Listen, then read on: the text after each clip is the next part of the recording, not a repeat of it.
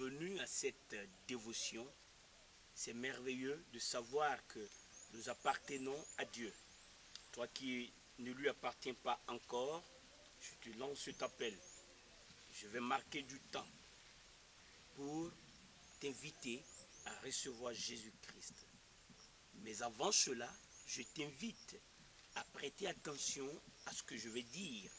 Tu entendras ma voix, mais c'est la parole de Dieu. Cette parole est vivante, elle est efficace. Alors, dans Jean, le chapitre 16, il y a une conversation qui est née, qui a été suscitée. Le Seigneur Jésus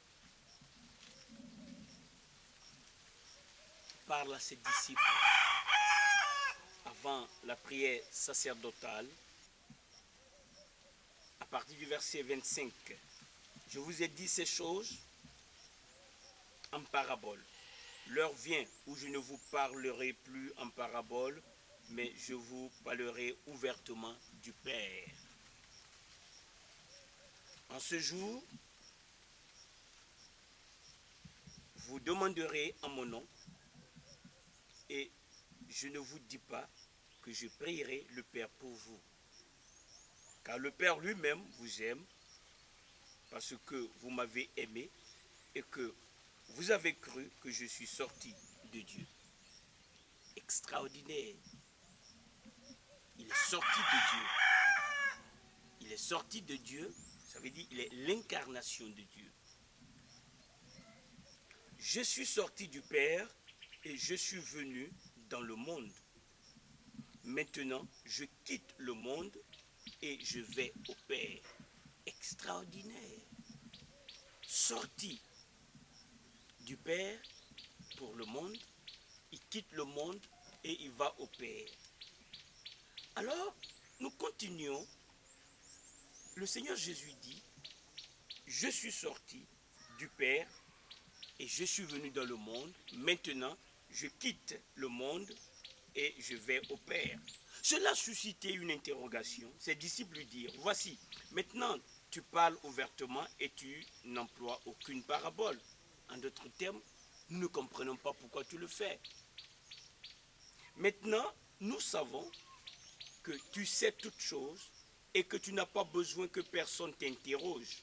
C'est pourquoi nous croyons que tu es sorti de Dieu. Extraordinaire. Jésus leur répondit, vous croyez maintenant? Voici, l'heure vient et elle est déjà venue où vous serez dispersés chacun de son côté et où vous me laisserez seul. C'est extraordinaire. Quand il déclare, voici, l'heure vient et elle est déjà venue où vous serez dispersés chacun de son côté et où vous me laisserez seul. Mais je ne suis pas seul, car le Père est avec moi. Cette révélation, c'est pour toi. Et ça, c'est le point. Ses disciples étaient avec lui. Il leur a parlé longtemps en parabole. Il dit, maintenant, je ne vous parlerai plus en parabole. Je vais vous dire ouvertement les choses. Ils se rendent compte de cela. Oui, maintenant, tu nous parles ouvertement. Et alors, il pousse un peu plus la conversation, la révélation. Il dit, voici, vous allez m'abandonner, vous allez me laisser seul. Mais physiquement, je suis seul. Mais en réalité, je ne suis pas seul. C'est très important de souligner ça. Mais je ne suis pas seul, car le Père est avec moi. Extraordinaire. C'est le point de ce message ce matin. Le Père est avec moi. Le Père est avec toi. En la personne du Saint-Esprit. C'est pourquoi, malgré tout ce qui se passe autour de toi, sois focalisé et les regards fixés sur Christ. Parce que lui, il a vécu le style de vie que tu dois vivre. Et c'est extraordinaire quand nous lisons mais je ne suis pas seul, car le Père est avec moi. Saisis cela. Tous ceux qui étaient autour de lui, qu'il envoyait pour aller prêcher, 2 à 2, ils ont vu les miracles, ils ont vu les prodiges, et ils ont dit, Seigneur, même les démons nous sont soumis en ton nom. Il leur a dit, allez-y chercher un anon. Ceux qui mangeaient avec lui, qui étaient à table avec lui, il leur dit ouvertement, maintenant, l'heure est venue où vous allez m'abandonner, où vous allez me délaisser, où vous allez me laisser seul. Mais il ajoute en même temps, non, c'est physiquement que vous allez me laisser seul, mais je ne suis pas seul, car le Père est avec moi. J'aime ça, car le Père est avec moi. C'est pourquoi nous pouvons chanter jamais tout seul. Ne te sens pas seul, ne pense pas que tu es seul. Dieu est avec toi. Accepte cela, crois cela et vis en conséquence. C'est merveilleux de savoir que tu n'es jamais seul. Mais si tu n'as pas Christ, tu es sans Dieu. C'est pourquoi aujourd'hui, tu as besoin d'avoir Christ dans ta vie. C'est maintenant le jour favorable. C'est maintenant le jour du salut. Aujourd'hui, maintenant, ouvre ton cœur et accepte Jésus-Christ. Pour que Dieu soit avec toi, tu as besoin d'être lavé de tous tes péchés. Tu as besoin que le sang de Jésus te lave de tout péché. Tu as besoin d'être purifié de tout péché pour que la communion de Dieu soit possible avec toi. Dieu n'est pas avec toi parce que tu es une créature de Dieu. Dieu est avec toi quand tu deviens son enfant.